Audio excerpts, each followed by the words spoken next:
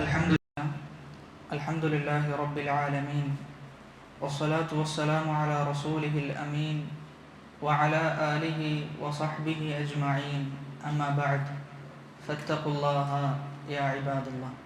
അല്ലാഹു സുബ്ഹാനഹു വ തആലയുടെ വിധിവിലക്കുകൾ ജീവിതത്തിൻ്റെ രഹസ്യ പരസ്യ മേഖലകളിൽ കാത്തു സൂക്ഷിക്കുവാൻ കഠിനമായി പരിശ്രമിക്കണേ എന്ന് സ്വന്തത്തെയും നിങ്ങൾ ഓരോരുത്തരെയും ഓർമ്മപ്പെടുത്തുകയാണ്, വസിയ്യത്ത് ചെയ്യുകയാണ്.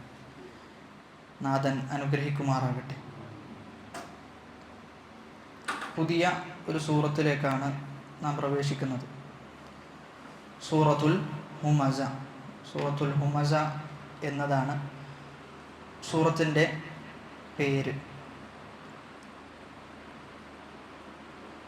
ഈ സൂറത്ത് അവതീർണമായിട്ടുള്ളത് മക്കിയായ സൂറത്താണ്, മക്കയിൽ അവതരിപ്പിച്ച സൂറത്താണ്. സ്വാഭാവികമായിട്ടും മക്കയിൽ അവതരിച്ച സൂറത്തിന് ചില പ്രത്യേകതകളുണ്ട്. നമ്മൾ പറഞ്ഞിരുന്നു, തൗഹീദുമായി ബന്ധപ്പെട്ടതായിരിക്കുമെന്ന് മക്കയിൽ അവതരിപ്പിക്കപ്പെട്ട സൂറത്ത് പൊതുവെ അതിൻ്റെ വിഷയങ്ങൾ കൈകാര്യം ചെയ്യുക, അതല്ലെങ്കിൽ റിസാലത്താണ്, അതുമല്ലെങ്കിൽ ആഖിറത്താണ്. അപ്പോൾ ഇതിൽ ആഖിറത്തുമായി ബന്ധപ്പെട്ട് ചില പ്രതിപാദനങ്ങൾ ഈ സൂറത്തിൽ വരുന്നുണ്ട് എന്നത് നമുക്ക് കാണുവാൻ സാധിക്കും. ഈ സൂറത്തിൻ്റെ ലക്ഷ്യം, ഇതിലടങ്ങിയിരിക്കുന്ന ആശയം എന്നുള്ളത് നശിക്കപ്പെട്ട, നാശത്തിന് വിധേയമാകുന്ന നഷ്ടക്കാർ എന്ന് അള്ളാഹു വിശേഷിപ്പിച്ചിട്ടുണ്ട്. അവരുടെ വിശേഷണങ്ങളാണ് ഈ സൂറത്തിൽ അള്ളാഹു സുബ്ഹാനഹു വ തആല പറയുന്നത്. എന്താണ് ഒരു മനുഷ്യൻ നശിക്കാൻ വേണ്ടി അവൻ്റെ ജീവിതത്തിൽ ഉണ്ടാകുന്ന മോശമായ വിശേഷണങ്ങൾ എന്തൊക്കെയാണ് എന്നതാണ് സൂറത്തിൽ പ്രതിപാദിക്കുന്നത്. ആദ്യം നമുക്കൊന്ന് പാരായണം ചെയ്യാം. അഊദു ബില്ലാഹി മിനശ് ശൈത്വാനിർ റജീം. ബിസ്മില്ലാഹിർ റഹ്മാനിർ റഹീം. ويل لكل همزة لمزة الذي جمع مالا وعدده يحسب أن ماله أخلده كلا لينبذن في الحطمة وما أدراك ما الحطمة نار الله الموقدة التي تطلع على الأفئدة إنها عليهم مؤصدة في عمد ممددة. ഒന്നാമത്തെ ആയത്തിലേക്ക് പ്രവേശിക്കുകയാണെങ്കിൽ, വൈലുൽ ലികുല്ലി ഹുമസത്തിൻ ലുമസ. വൈലുൻ എന്ന് പറഞ്ഞിട്ടാണ് ആരംഭിക്കുന്നത്. വൈൽ എന്ന് പറഞ്ഞാൽ നാശം.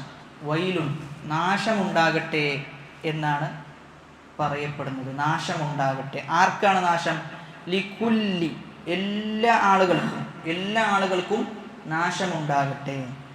ആ നാശത്തിന് വിധേയമാകുന്ന ആളുകളുടെ സവിശേഷതയാണ് ശേഷം പറയുന്നത്. എങ്ങനെയുള്ള ആളുകളാണ് അവർ? ഹുമസത്തിൻ ലുമസ. അവർ കുത്തുവാക്ക് പറയുന്ന ആളുകളാണ്. കുത്തുവാക്ക്, ആളുകളെ വേദനിപ്പിക്കുന്ന രൂപത്തിലുള്ള വാക്കുകൾ പറയുന്നവരാണ് അവർ. അതോടൊപ്പം തന്നെ ഹുമസ എന്ന് പറഞ്ഞു കഴിഞ്ഞാൽ കുത്തുവാക്ക് പറയാം. ലുമസ എന്ന് പറഞ്ഞു കഴിഞ്ഞാൽ ആക്ഷേപിക്കാനാണ്, ജനങ്ങളെ ആക്ഷേപിക്കുക. രണ്ടും തമ്മിൽ വ്യത്യാസമുണ്ട്, അത് നമ്മൾ വിശദീകരിക്കുമ്പോൾ പറയും.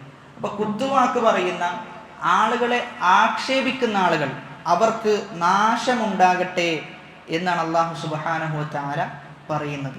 ഇവിടെ എന്താണ് ഹുമസ, എന്താണ് ലുമസ, രണ്ടും തമ്മിൽ വേർതിരിച്ച് മനസ്സിലാക്കണം. അതായത് ഒരാളെ ചൂണ്ടിക്കാണിച്ചുകൊണ്ട്, അതല്ലെങ്കിൽ ഒരു പ്രവർത്തനത്തിലൂടെ ഒരാളെ മോശമാക്കുക എന്നതിനെയാണ് ഹുമസ എന്ന് പറയാം. നമ്മുടെ പ്രവർത്തനത്തിലൂടെ ഒരാളെ മോശമാക്കി ചിത്രീകരിക്കുക. എന്നാൽ അതേ സമയത്ത് സംസാരത്തിലൂടെ ഒരാളെ കുറച്ച് കാണിക്കുക, അദ്ദേഹത്തിൻ്റെ പോരായ്മകൾ എടുത്തു പറയുക എന്നതിനെയാണ് ലുമസ എന്ന് പറയുക. ഒന്ന് സംസാരമാണ്, മറ്റൊന്ന് പ്രവർത്തനവും ഇഷാറത്തുമാണ്, ചൂണ്ടിക്കാണിക്കലുമാണ്. അപ്പം ഇങ്ങനെ ആളുകളെ ആക്ഷേപിക്കുകയും ആളുകളെ ചെറുതാക്കി കാണിക്കുകയും ചെയ്യുന്ന ആളുകൾക്ക് നാശമുണ്ടാകട്ടെ എന്നാണ് അല്ലാഹു സുബ്ഹാനഹു വ തആല പറയുന്നത്. അതായത് ഒരു മുസ്ലിമിന് മറ്റൊരു മുസ്ലിമിനെ വില കുറച്ച് കാണുക എന്നത് ഒരിക്കലും യോജിച്ചതല്ല. അത് റസൂലിൻ്റെ സല്ലല്ലാഹു അലൈഹി വസല്ലം അധ്യാപനങ്ങൾക്ക് എതിരാണ് എന്നതാണ്.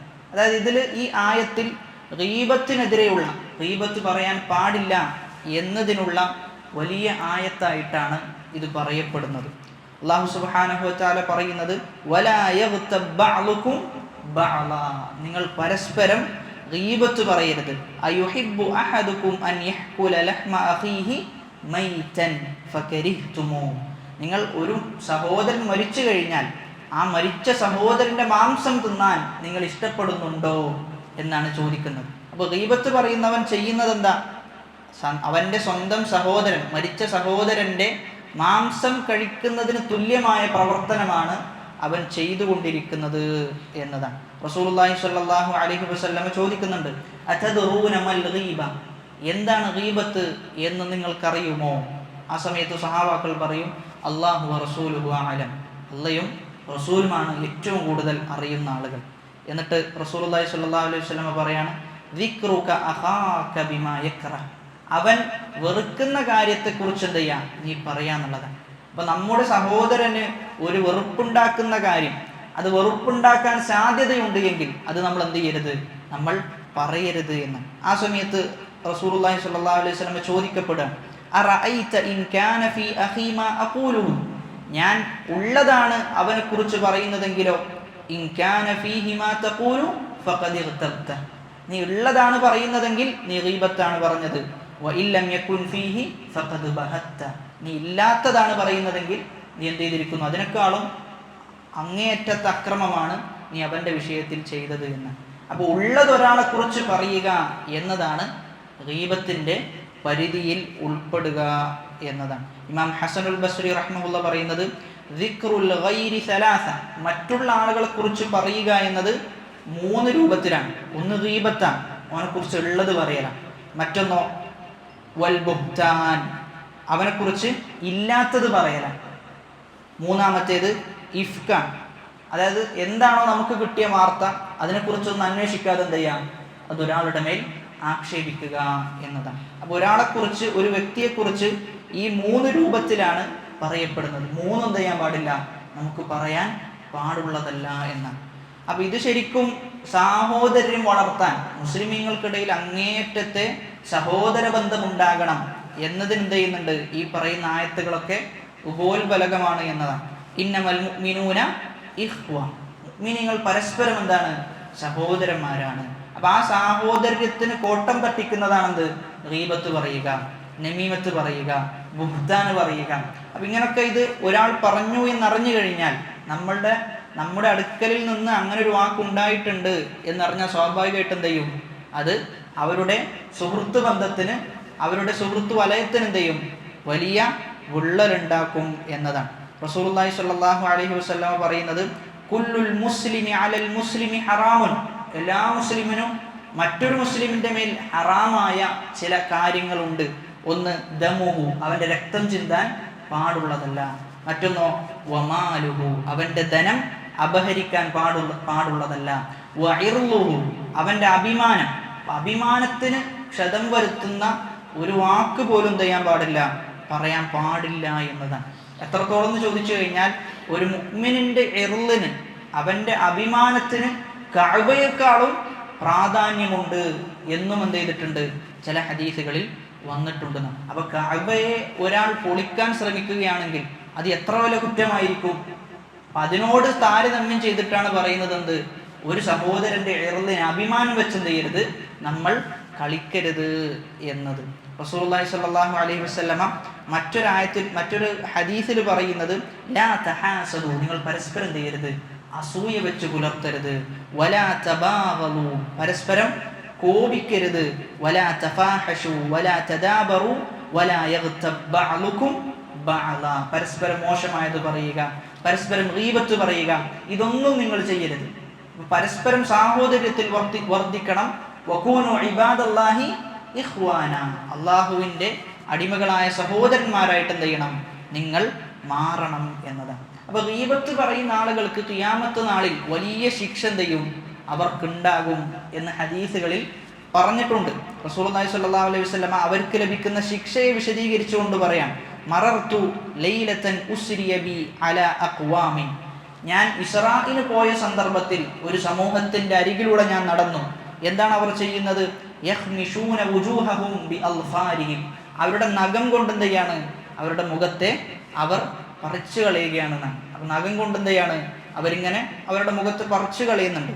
ആ സമയത്ത് റസൂലുള്ളാഹി സ്വല്ലല്ലാഹു അലൈഹി വസല്ലം ചോദിക്കുകയാണ്, യാ ജിബ്രീൽ മൻ ആഹുലാഹി, ആരാണ് ആ വിഭാഗം? ഖാല ആഹുലാഹി അല്ലദീന യഗ്താബൂന അന്നാസ് വയഖഊന ഫീ അഅറാലിഹിം. അവർ ജനങ്ങളെക്കുറിച്ച് ഗീബത്ത് പറയുന്ന ആളുകളാണ്.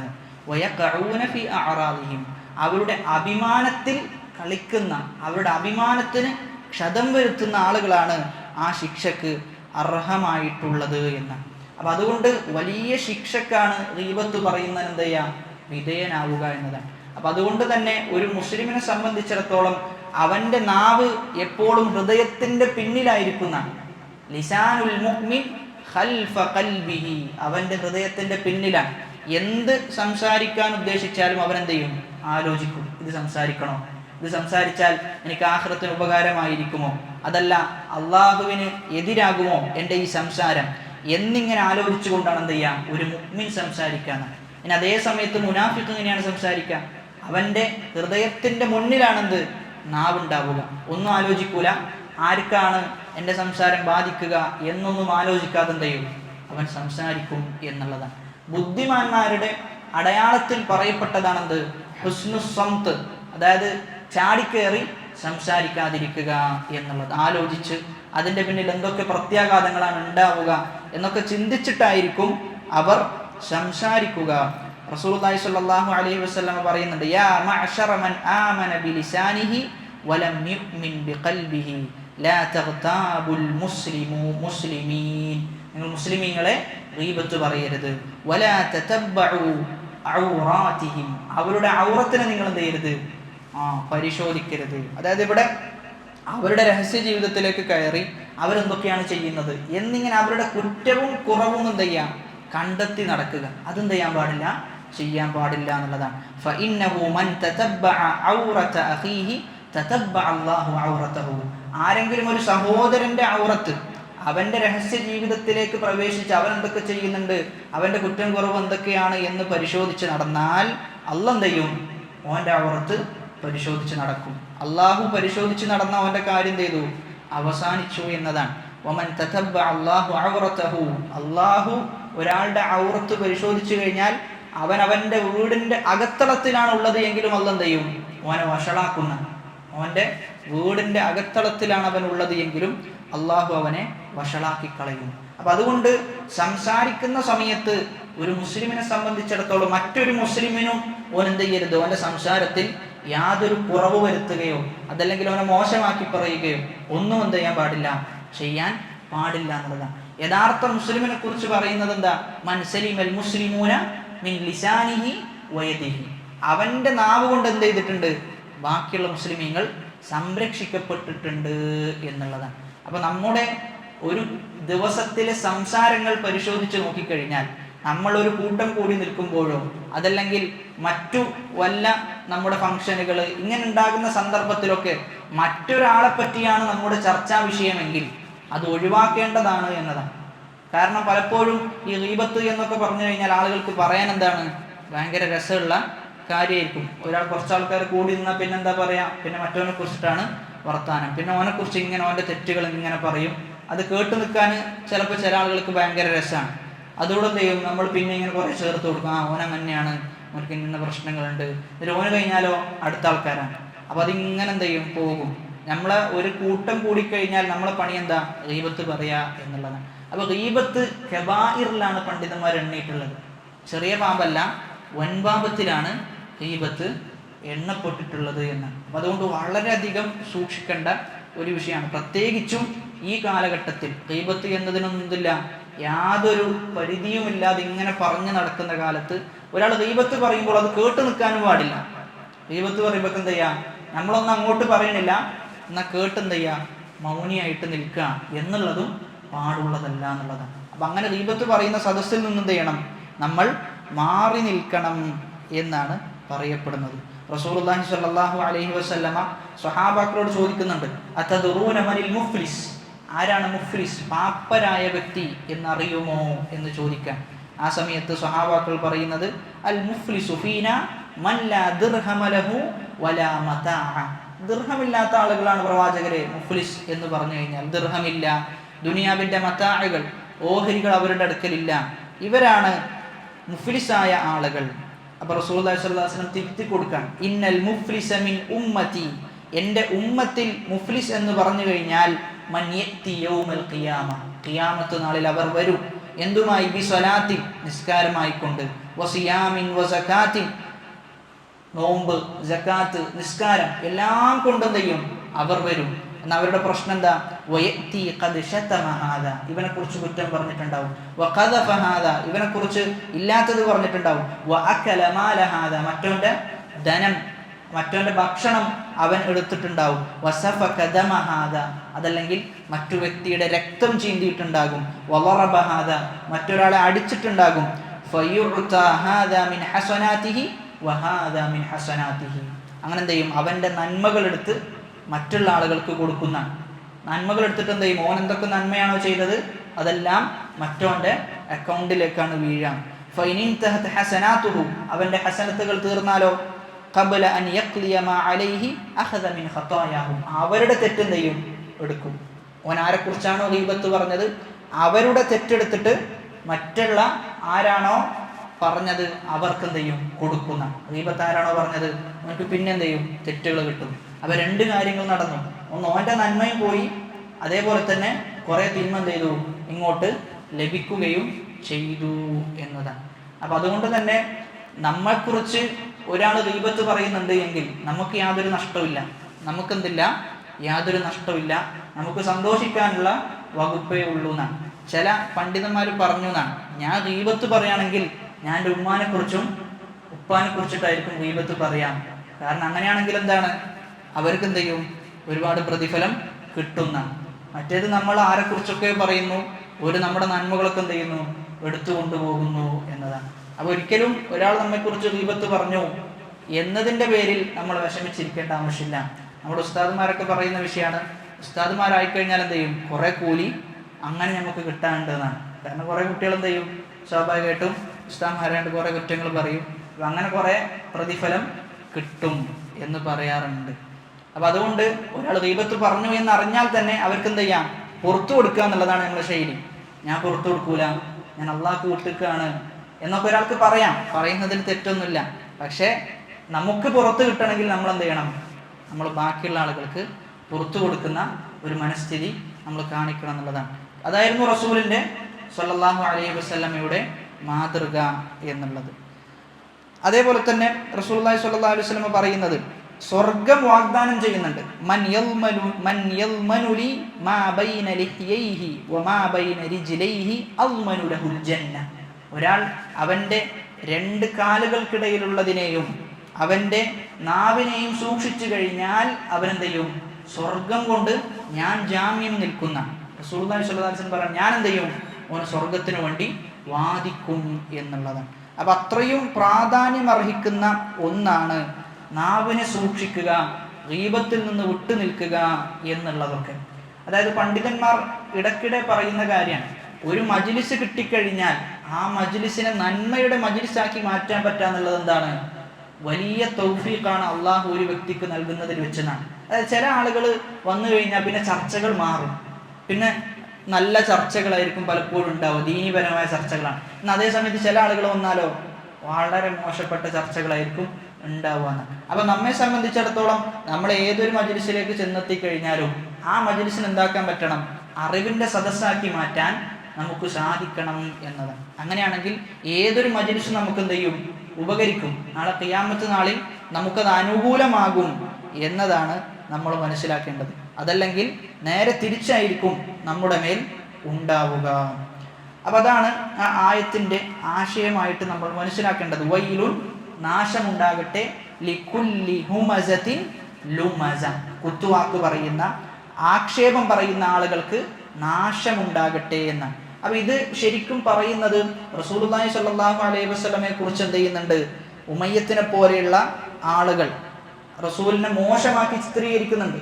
അപ്പൊ അവരെ കുറിച്ചിട്ടാണ് ഇത് പറയുന്നത്. പക്ഷേ ആളുകളെ പറയണില്ല, മറിച്ച് എന്താണ് മൊത്തത്തിൽ കാര്യം പറയാം. അപ്പൊ സ്വാഭാവികമായിട്ടും അവർക്ക് തോന്നും ഇതെന്നെ കുറിച്ചാണോ പറഞ്ഞത്, അതല്ല ഇവരെ കുറിച്ചാണോ പറഞ്ഞത് എന്നൊരു തോന്നൽ ഉണ്ടാകാൻ വേണ്ടിയിട്ടാണ് എന്ത് ചെയ്തത്, മൊത്തത്തിൽ പറഞ്ഞത്. എല്ലാ ആളുകൾക്കും എന്താണ് നാശം, ആരൊക്കെയാണോ അങ്ങനെയുള്ള കാര്യത്തിൽ ഇടപെടുന്നത് എന്ന രൂപത്തിൽ. മറ്റു സൂറത്തുകളിലും എന്ത് ചെയ്തിട്ടുണ്ട്, സമാനമായ ആയത്തിൽ ഈ ആശയം സൂചിപ്പിച്ചിട്ടുണ്ട്. സൂറത്തു തൗബയിലെ 79-ാമത്തെ ആയത്തിലും സൂറത്തുൽ ഖലമിലെ 11-ാമത്തെ ആയത്തിലും ഇത് സൂചിപ്പിച്ചിട്ടുണ്ട്.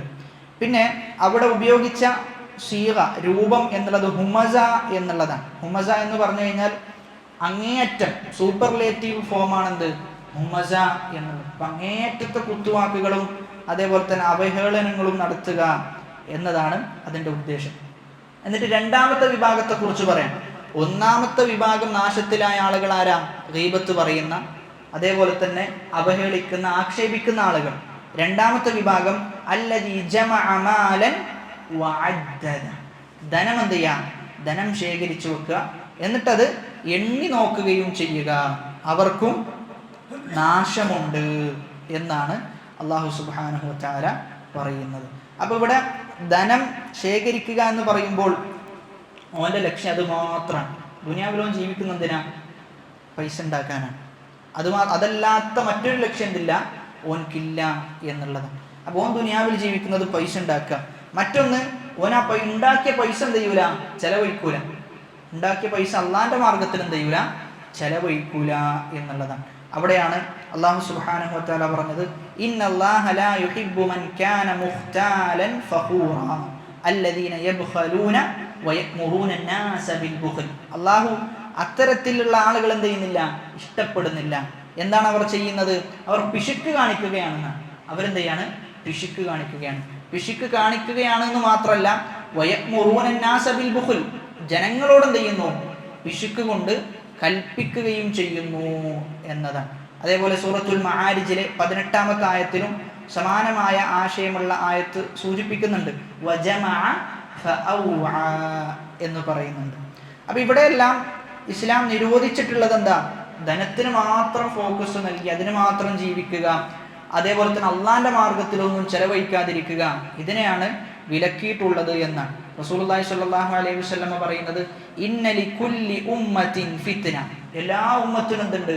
ഒരു ഫിത്ന ഉണ്ട്. വഫിത്നതു ഉമ്മത്തി അൽമാൻ, എൻ്റെ ഉമ്മത്തിന്റെ ഫിത്ന എന്താ? അത് ധനമാണ്. അപ്പൊ പൈസയോട് ആർത്തി ഉണ്ടായിക്കഴിഞ്ഞാൽ പിന്നെ എന്തും ചെയ്യാൻ മടിയില്ലാത്ത ആളുകളായിട്ട് എന്ത് ചെയ്തിട്ടുണ്ട്? ആളുകൾ മാറിയിട്ടുണ്ട്. അതേപോലെ തന്നെ റസൂലുള്ളാഹി സ്വല്ലല്ലാഹു അലൈഹി വസല്ലം പറയുന്നുണ്ട്, ഒരാൾ ഖിയാമത്ത് നാളിലേക്ക് വന്നു കഴിഞ്ഞാൽ അവനോട് ചോദ്യം ചെയ്യപ്പെടുന്ന കാര്യത്തിൽപ്പെട്ടതാണെന്ത്? അവൻ എവിടെ നിന്ന് ഈ പൈസ ഉണ്ടാക്കി എന്നത് എന്ത് ചെയ്യും? അവൻ ചോദ്യം ചെയ്യപ്പെടും. അതേപോലെ തന്നെ എന്തിന് ചെലവഴിച്ചു, ഏത് മാർഗത്തിലൂടെ അവൻ ചെലവഴിച്ചു. അപ്പൊ ഈ രണ്ട് ചോദ്യങ്ങൾ എന്ത് ചെയ്യണം? അവൻ നേരിടണം. അപ്പൊ തോന്നിയെടുത്തൊന്നും എന്ത് ചെയ്യാൻ പറ്റൂല, നമുക്ക് പൈസ ഉണ്ടാക്കാൻ പറ്റൂല എന്നതാണ്. അപ്പൊ കച്ചവടക്കാരെ സംബന്ധിച്ചിടത്തോളം, കച്ചവടത്തിൽ ഏർപ്പെടുന്ന ആളുകളെ സംബന്ധിച്ചിടത്തോളം ഇസ്ലാമിക കച്ചവടം എന്ത് ചെയ്യണം? അവൻ പഠിച്ചിരിക്കണം എന്നുള്ളതാണ്. എവിടെയാണ് കച്ചവടത്തിൽ ഹറാമ് വരിക, എവിടെയാണ് കച്ചവടത്തിൽ ഹലാലായ കച്ചവടങ്ങൾ ഏതൊക്കെയാണ് എന്ന് പഠിച്ചിരിക്കൽ ഒരു ബിസിനസ്സിൽ ഏർപ്പെടുന്ന ആളെ സംബന്ധിച്ചിടത്തോളം അനിവാര്യമായ കാര്യമാണ്. അല്ലെങ്കിൽ അവൻ കുറ്റക്കാരനാകും. കാരണം ഓൻ്റെ ഫീൽഡ് അതാണ്, ഓൻ ഇടപെടുന്ന ഫീൽഡ് അതായതുകൊണ്ട് തന്നെ ഓനതെന്ത് ചെയ്യണം? പഠിച്ചിരിക്കണം എന്നാണ് പണ്ഡിതന്മാർ പറയാറുള്ളത്. അപ്പൊ അവിടെ താബിഈങ്ങളായ പണ്ഡിതന്മാരുടെ ഒക്കെ ചരിത്രം പരിശോധിച്ച് നോക്കുമ്പോൾ അവരുടെ ഉപ്പ വീട്ടിൽ നിന്ന് പുറത്തു പോകാൻ, ജോലിക്ക് വേണ്ടി പുറത്തു പോകുമ്പോൾ പുറത്തു നിന്ന് ഭാര്യയും മകളും എന്ത് ചെയ്യും? ഉപ്പാനോട് പറയുന്ന, അതായത് നിങ്ങൾ ഹലാലായ മാർഗത്തിലൂടെ അല്ലാതെ എന്ത് ചെയ്യരുത്, ഒരു ഉരുള പോലും ഇവിടത്തേക്ക് കൊണ്ടുവരേണ്ടതില്ല എന്നാണ്. നമ്മൾ എന്ത് ചെയ്യാം? പട്ടിണി സഹിച്ചു കൊള്ളാം, പക്ഷെ എന്ത് ചെയ്യാൻ പറ്റൂല? നരകത്തിന്റെ തീ നമുക്ക് സഹിക്കാൻ പറ്റൂല. അതുകൊണ്ട് ഒന്നും എന്ത് ചെയ്യരുത്, കൊണ്ടുവരരുത് എന്ന് ഭാര്യയും മകളും പറയുന്ന. എന്നാൽ ഇന്ന് നേരെ തിരിച്ചാണ്. നിങ്ങൾ എന്തുണ്ടാക്കിയാലും പ്രശ്നമില്ല, പൈസ ഉണ്ടാക്കിയാൽ മതി, ഒരക്കെന്ത് ചെയ്താൽ മതി, ഇന്ന കാര്യം നടന്നു കിട്ടിയാൽ മതി. പൈസ എവിടുന്നുള്ളത് എന്തല്ല, നമ്മുടെ വിഷയമല്ല എന്ന രൂപത്തിലാണ് സംസാരിക്കുന്നത് എന്നാണ്. അപ്പം അതുകൊണ്ട് നമ്മെ സംബന്ധിച്ചിടത്തോളം എവിടുന്ന് ഉണ്ടാക്കുന്നു എന്നതും എന്താണ് വളരെ പ്രധാനപ്പെട്ട വിഷയമാണ്. അതേപോലെ തന്നെ ചെലവഴിക്കുന്നിടത്തും എന്ത് ചെയ്യണം, നമ്മൾ മിതത്വം പാലിക്കണം എന്നുള്ളതാണ്. ഇബാദുർ റഹ്മാൻ, അള്ളാഹിന്റെ അടിമകളുടെ വിശേഷണം പറയുന്നിടത്ത് എടുത്തു പറയുന്ന കാര്യമാണെന്ത്, അവർ ധനം ചെലവഴിച്ചു കഴിഞ്ഞാൽ അവരെന്ത് ചെയ്യൂല, അമിത വ്യയം അവർ ചെയ്യൂല എന്നാണ്. അമിതമായിട്ട് എന്ത് ചെയ്യാം, ചെലവഴിക്കുക എന്നുള്ളതാണ്. അവർ ലാ യുസ്രിഫൂൻ വലാ യഖ്തുറൂൻ വകാന ബൈന ദാലിക ഖവാമ. അമിതമായി ചെലവഴിക്കൂല, എന്നാൽ പിടിച്ചു വെക്കൂല്ല. മധ്യമമായ രൂപത്തിലാണ് എന്ത് ചെയ്യുക, അവർ ചെലവഴിക്കുക. അതാണ് ഒരു മുഅ്മിൻ ചെയ്യേണ്ടത്. അമിതമായും ചെലവഴിക്കണ്ട, എന്നാൽ പറ്റ ചെലവഴിക്കാതെ എന്ത് ചെയ്യാം, പിശുക്ക് കാണിച്ച് നടക്കുക, അതും ചെയ്യരുത് എന്നാണ്. അപ്പൊ ധനത്തിന് അറബിയിൽ മാൽ എന്നാണ് പറയാം.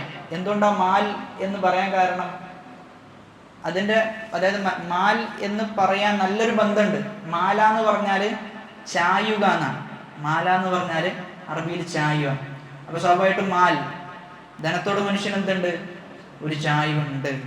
അതുകൊണ്ടാണ് മാൽ എന്ന് പറയപ്പെട്ടതെന്നാണ്. അപ്പൊ അറബിയിൽ അങ്ങനെ ചില വാക്കുകളുണ്ട്. അപ്പൊ മനുഷ്യൻ ഇൻസാൻ എന്ന് പറയുന്നു. എന്തുകൊണ്ടാണ് ഇൻസാൻ എന്ന് പറയാൻ കാരണം,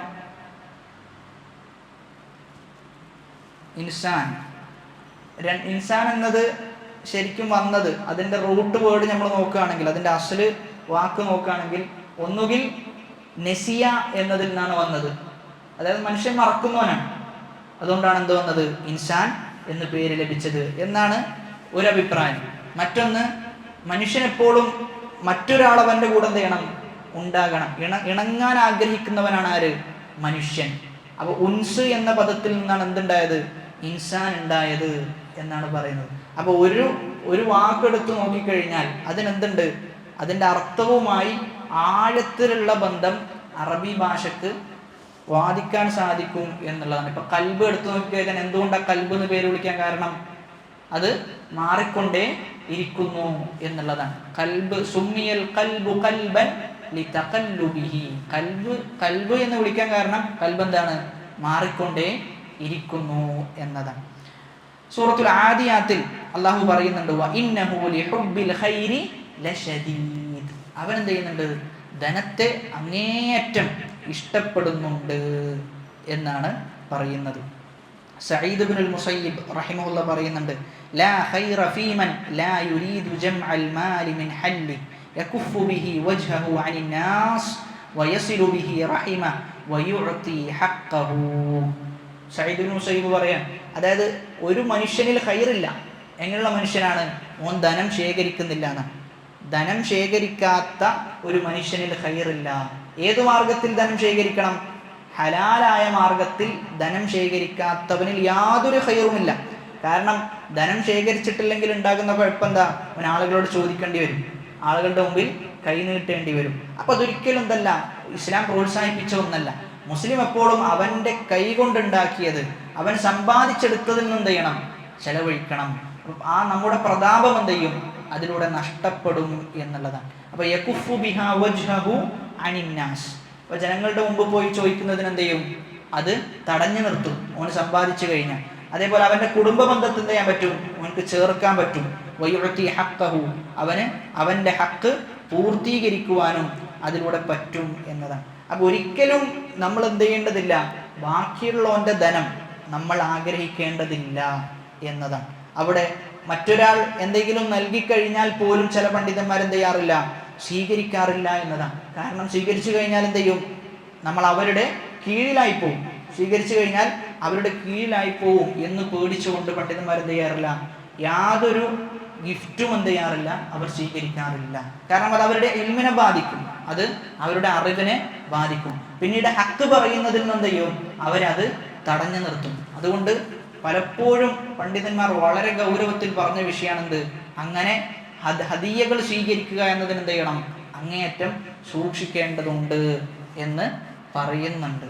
അതേപോലെ തന്നെ ഷെയ്ഖ് ഇബ്നു ഉസൈമീൻ റഹിമഹുള്ളയുടെ ജീവചരിത്രത്തിൽ പറയുന്നുണ്ട്, നമ്മളൊരു പ്രാവശ്യം കൂടെ സൂചിപ്പിച്ചതാണ്, അദ്ദേഹത്തിന് ഒരു വീട് വെച്ചു കൊടുക്കാൻ എന്ത് ചെയ്യുന്നുണ്ട്, അവിടെ ഭരണാധികാരി പറയുന്നുണ്ട്.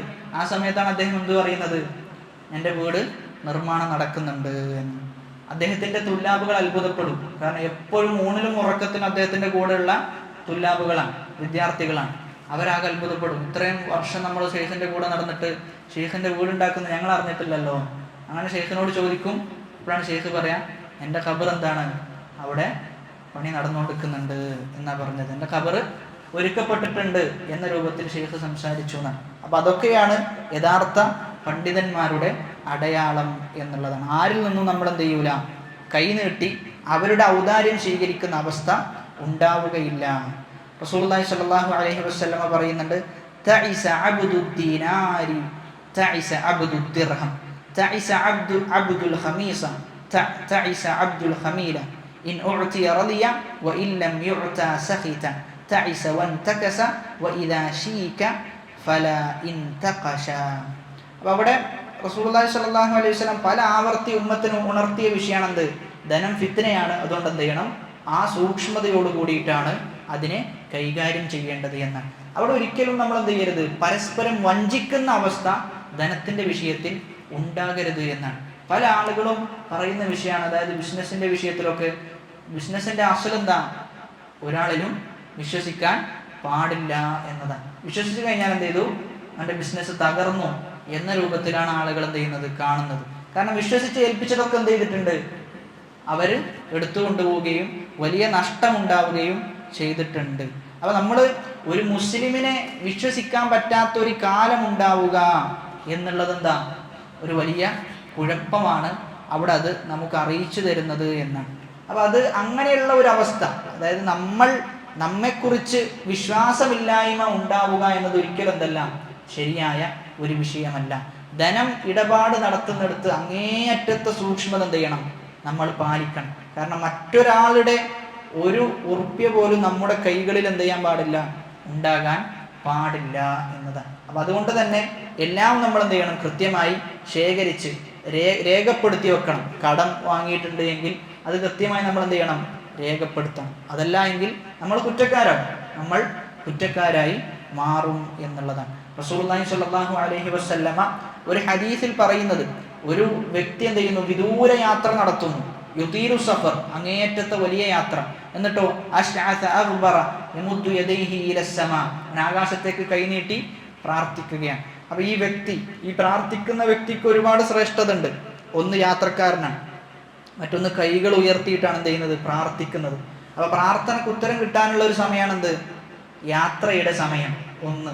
രണ്ടാമത്തേത്, അവിടെ അദ്ദേഹം പ്രാർത്ഥിക്കുന്നത് കൈകൾ നീട്ടിക്കൊണ്ടാണ്. റസൂലുള്ളാഹി സ്വല്ലല്ലാഹു അലൈഹി വസല്ലം പറഞ്ഞിട്ടുണ്ട്, ഒരടിമ കൈകൾ നീട്ടിക്കൊണ്ട് പ്രാർത്ഥിച്ചാൽ അല്ലാഹു എന്ത് ചെയ്യുന്നുണ്ട്, അതിനെ വെറും കൈയോടെ മടക്കി അയക്കുക എന്നതിനെ ലജ്ജിക്കുന്നു എന്ന ഹദീസും അവിടെ ഉണ്ട്. അപ്പൊ രണ്ട് കാരണങ്ങൾ ഒത്തുവന്നു.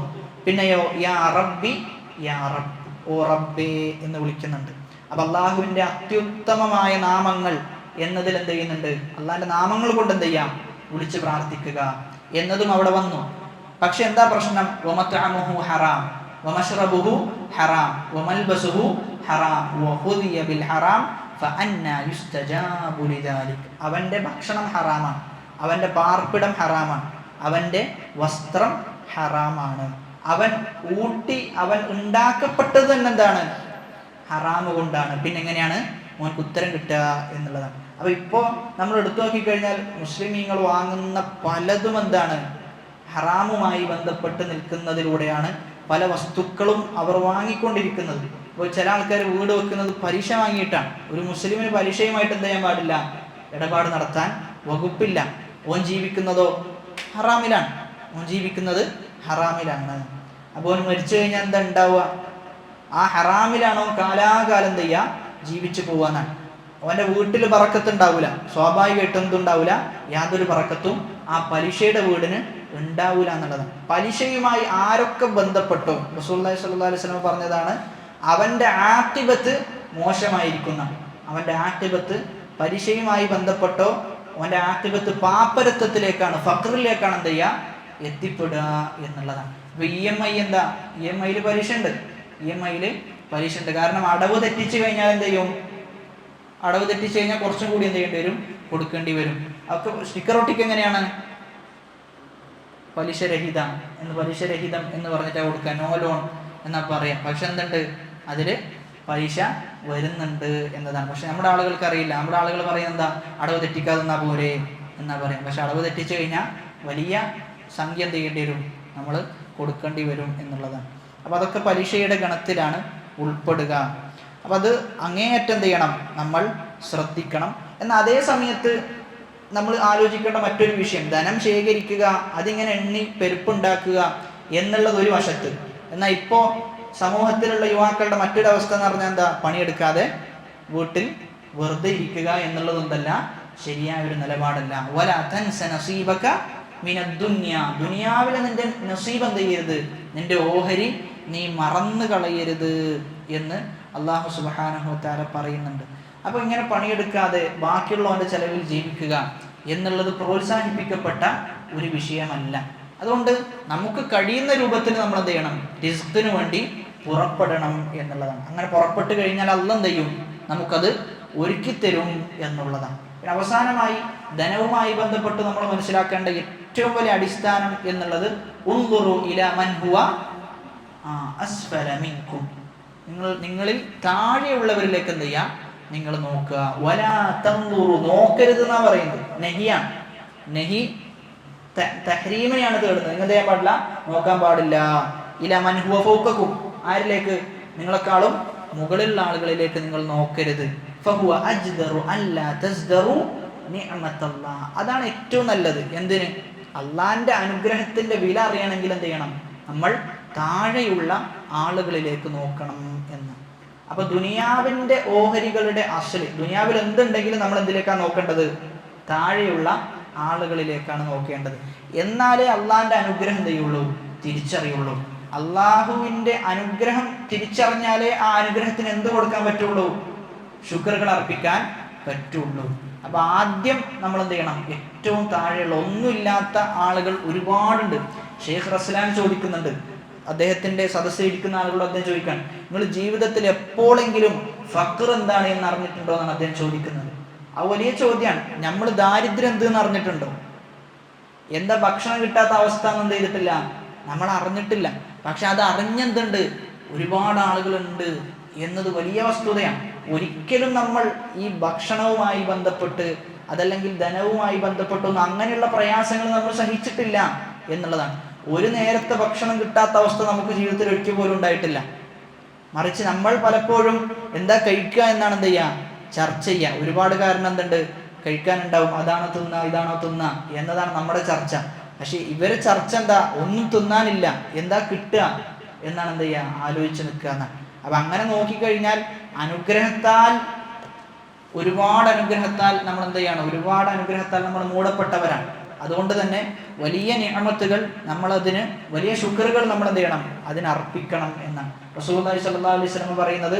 വർള ബിമാ ഖസമല്ലാഹു ലക്, അല്ലാഹു നിനക്ക് വീതിച്ചു തന്നിട്ടുണ്ടാവും. അല്ലാഹ് എല്ലാവരും പൈസക്കാരാക്കൂല. അല്ലാഹ് നിനക്ക് വീതിച്ചു തന്നതിൽ എന്ത് ചെയ്യാ, നീ തൃപ്തിപ്പെടുക. അങ്ങനെ തൃപ്തിപ്പെട്ടു കഴിഞ്ഞാലോ, തകുൻ അഗ്നന്നാസ്, ജനങ്ങളിൽ ഏറ്റവും വലിയ ധനികനാരായിരിക്കും, നീ ആയിരിക്കുന്ന ജനങ്ങളിൽ ഏറ്റവും വലിയ ധനികൻ ആ വ്യക്തിയായിരിക്കും.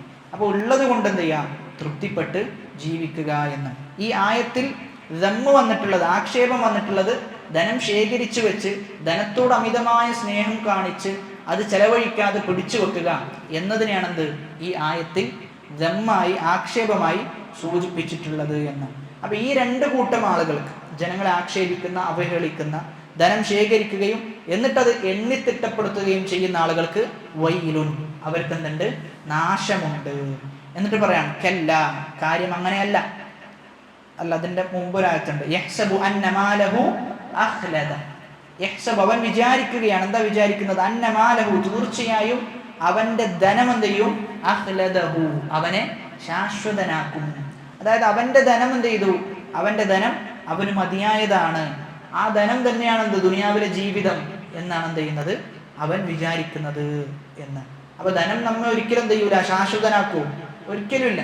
ഒരിക്കലും ധനം നമ്മെ ശാശ്വതനാക്കുന്ന അവസ്ഥ ഉണ്ടാവൂല. അപ്പൊ ഈ മൂന്നെണ്ണം പറഞ്ഞിട്ട് അല്ലാഹ് പറയാണ്, ഓൻ വിചാരിക്കുന്ന പോലെയല്ല കാര്യം. കല്ല, അവൻ വിചാരിക്കുന്നത് പോലെയല്ല കാര്യം. ധനം ചെയ്യൂല, അവനെ ശാശ്വതനാക്കുകയില്ല. മറിച്ച് എന്താ ചെയ്യാ, ലയുംബദന്ന ഫിൽ ഹുതമ, ഹുതമയിൽ അവൻ എന്ത് ചെയ്യും, എറിയപ്പെടുന്ന. നബദ എന്ന് പറഞ്ഞു കഴിഞ്ഞാൽ അതായത് നിന്ദ്യനാക്കിക്കൊണ്ട് എന്ത് ചെയ്യാം, എറിയപ്പെടുന്നതിനെയാണ് നബദ എന്ന് പറയാം. അപ്പോൾ അള്ളാഹ് എന്ത് ചെയ്യും, അത്തരത്തിലുള്ള ആളുകളെ നിസ്സംശയം അവൻ ഹുതമയിൽ എറിയപ്പെടുക തന്നെ ചെയ്യും എന്നാണ്. ഈ ഹുതമ എന്ന് പ്രയോഗിക്കാൻ കാരണം പരിശോധിച്ച് നോക്കിക്കഴിഞ്ഞാൽ ഭയങ്കര വിശുദ്ധ ഖുർആനിന്റെ ഭാഷയിലുള്ള പ്രത്യേകത നമുക്ക് എന്ത് ചെയ്യാൻ പറ്റും, കാണാൻ പറ്റും. ആദ്യം സൂചിപ്പിച്ചത് എന്താ, വൈലുൽ ലികുല്ലി ഹുമസത്തിൻ ലുമസ.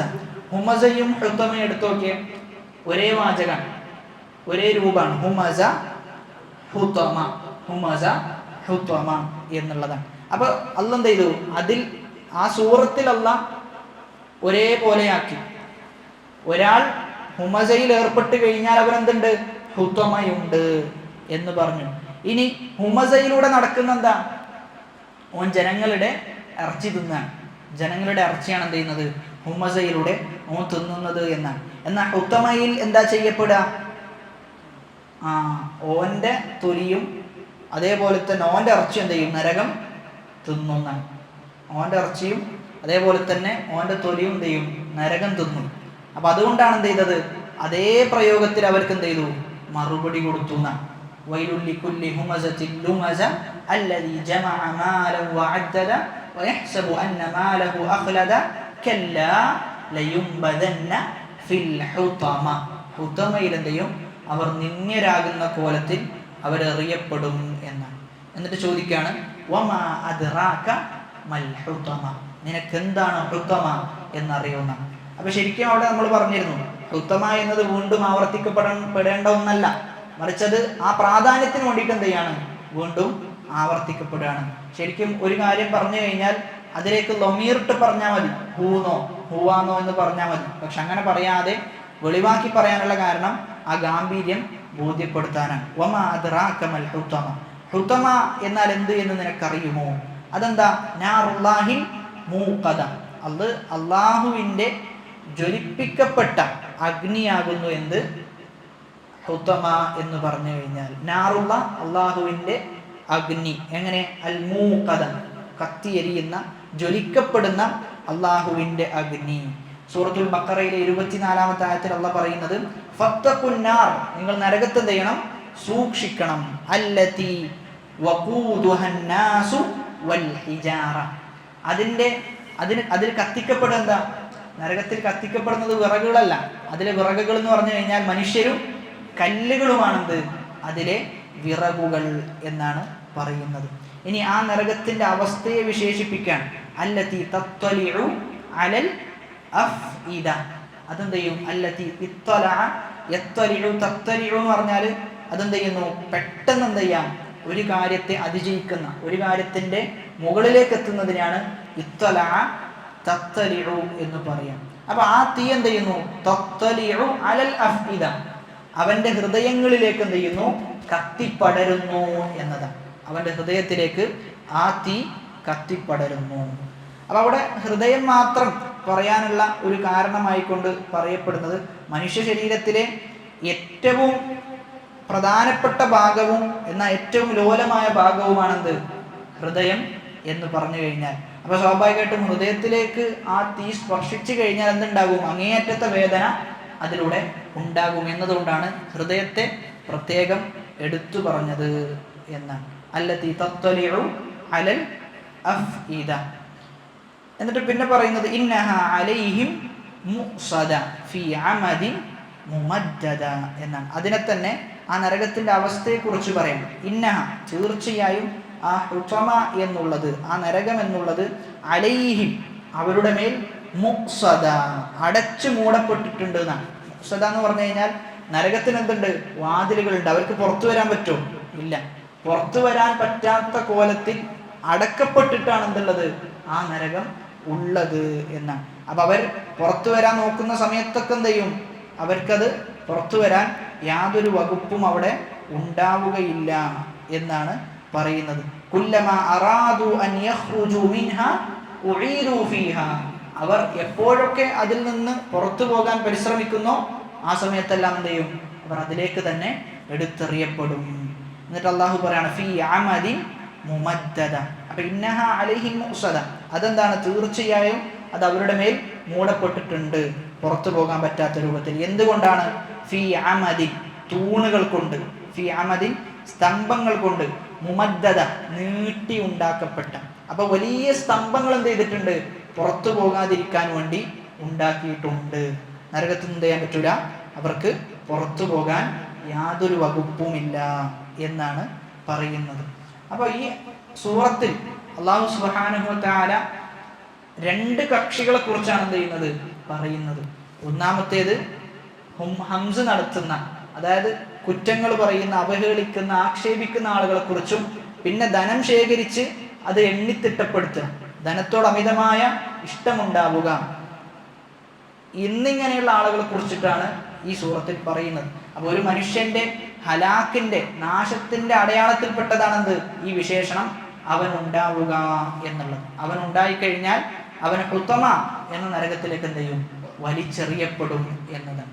അപ്പൊ നമ്മെ സംബന്ധിച്ചിടത്തോളം നമ്മൾ സംസാരിക്കുന്നിടത്തും അതേപോലെ നമ്മൾ ഇടപെടുന്ന സാമ്പത്തിക മേഖലയിലും അങ്ങേയറ്റത്തെ സൂക്ഷ്മത കാത്തു സൂക്ഷിച്ചുകൊണ്ട് അള്ളാന്റെ യഥാർത്ഥ അടിമകളായി പെരുമാറാൻ നമുക്ക് സാധിക്കേണ്ടതുണ്ട് എന്നതാണ് ചുരുക്കത്തിൽ ഈ സൂറത്ത് നമുക്ക് നൽകുന്ന പാഠം എന്നുള്ളത്. അപ്പോൾ ഈ സൂറത്തിലൂടെ ഒരു മനുഷ്യൻ അവൻ സമൂഹത്തിൽ ഇടപെടുമ്പോൾ ഏതൊരു നിലയിലാണ് ഇടപെടേണ്ടത് എന്നതിനുള്ള വളരെ കൃത്യമായ ഒരു പിക്ചറാണ് നമുക്ക് നൽകുന്നത്. അല്ലാഹു സുബ്ഹാനഹു വ തആല കേട്ടതിലുപരി ജീവിതത്തിൽ പ്രാവർത്തികമാക്കുവാനുള്ള തൗഫീഖ് നൽകി അനുഗ്രഹിക്കുമാറാകട്ടെ. നമ്മിൽ നിന്ന് വന്നുപോയ ചെറുതും വലുതുമായ എല്ലാ പാപങ്ങൾ അള്ളാഹു പുറത്തു മാപ്പാക്കി നൽകുമാറാകട്ടെ. നമ്മുടെ കൂട്ടത്തിൽ രോഗം കൊണ്ട് പ്രയാസപ്പെടുന്ന ആളുകൾക്ക് അള്ളാഹു പൂർണ്ണ ശിഫ പ്രദാനം ചെയ്യുമാറാകട്ടെ. നമ്മുടെ ജീവിതത്തിൽ ബറക്കത്തും ആഫിയത്തും അള്ളാഹു പ്രദാനം ചെയ്യുമാറാകട്ടെ. നമ്മുടെ കുടുംബത്തിൽ നിന്ന് അള്ളാഹു നമുക്ക് കൺകുളിർമ പ്രദാനം ചെയ്യുമാറാകട്ടെ.